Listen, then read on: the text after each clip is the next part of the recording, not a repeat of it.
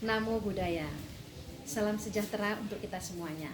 Saudara pemirsa dimanapun Anda berada, senang sekali saya bisa menjumpai saudara. Tentu saja kita menjumpai dari jarak jauh karena kita bersama-sama mengerti bahwa kita semuanya masih dalam kondisi lockdown. Berarti kita masih harus stay at home.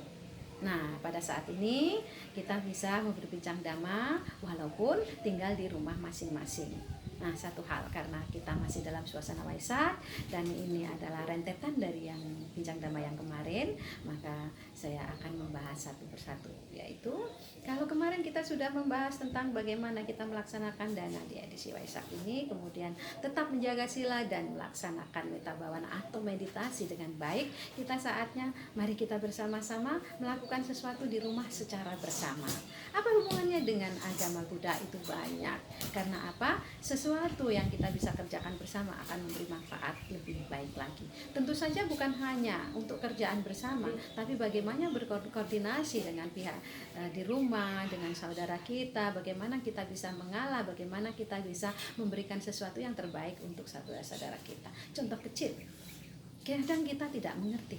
Saya pernah diajarkan oleh Bante di Wihara, mari kita susun bersama-sama sendal satu persatu supaya apa? Supaya rapi. Saya pikir itu tujuannya hanya untuk kerapian, tapi ternyata di balik itu ada manfaat yang sangat besar. Kenapa dikatakan demikian? Ya, dengan disusunnya sandal itu membuat kita kalau keburu-buru kita bisa mengerti satunya di sini pasti yang satunya di sini. Tidak mungkin di tempat yang lain. Ini memberikan kita kemudahan. Yang kedua, kita mampu mengingat, oh ya tadi sudah saya susun. Ingatan ini akan memberikan dampak yang positif untuk ingatan berikutnya.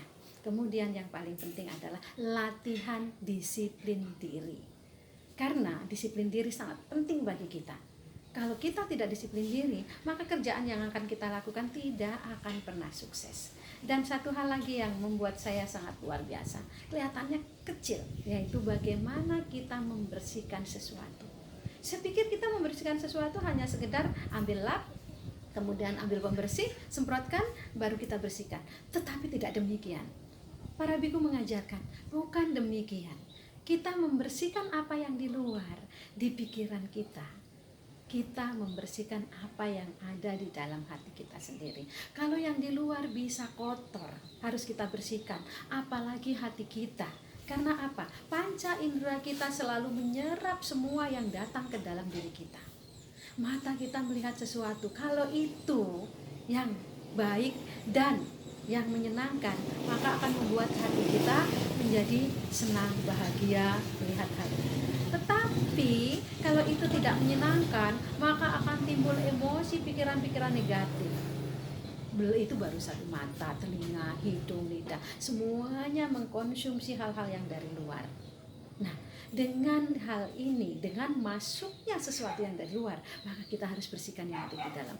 Benar sekali, membersihkan apa yang ada di luar, di pikiran kita mengatakan, hati saya juga harus bersih, pikiran saya juga harus bersih. Kalau ini bisa dibersihkan, maka kita berbuat, bersikap, berbicara, berpikir, semuanya dengan baik dan benar. Kalau ini sudah kita lakukan, pikiran kita menjadi tenang. Ini berarti tanpa sengaja kita sudah memfasilitasi meditasi dengan baik.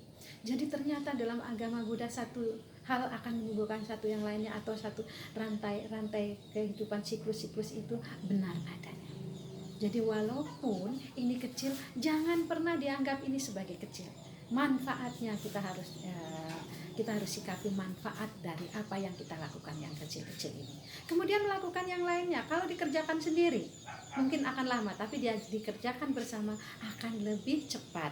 Kemudian ada ekspresi muka kita yang sama-sama. Karena selama ini kita selalu disibukkan dengan gadget kita. Mungkin sekarang juga demikian karena efek dari stay at home, semuanya harus belajar atau bekerja dengan gadgetnya masing-masing, membuat kita menjadi sendiri-sendiri. Tapi ada hal, karena kita di rumah sepanjang hari, maka kita bisa melakukan hal lain, yaitu secara kerjasama. Dengan demikian, maka kita bisa akur, bisa baik, bisa bahagia dengan keluarga, bisa melakukan sesuatu secara bersama-sama, dan yang paling penting, disiplin diri, dan juga bisa membersihkan apa yang ada di luar dan apa yang ada di dalam hati kita. Nah saudara, semoga yang sedikit ini bermanfaat untuk kita semuanya. Jangan pernah lalaikan. Jangan pernah kesampingan hal yang kecil, karena yang kecil ini akan membuat kita menjadi hal-hal yang besar, atau kita bisa melakukan hal yang besar dengan lebih mudah. Akhir kata, terima kasih atas perhatian saudara dan mohon maaf atas segala kekurangannya, dan kita akan berjumpa lagi di lain kesempatan. Selalu bersama-sama kita berbincang dhamma, karena ini akan bermanfaat bagi kita semuanya. Terima kasih. Akhirnya Sabisata Bhavantu Sukhitata, semoga semua makhluk hidup berbahagia. Sadu, sadu, sadu.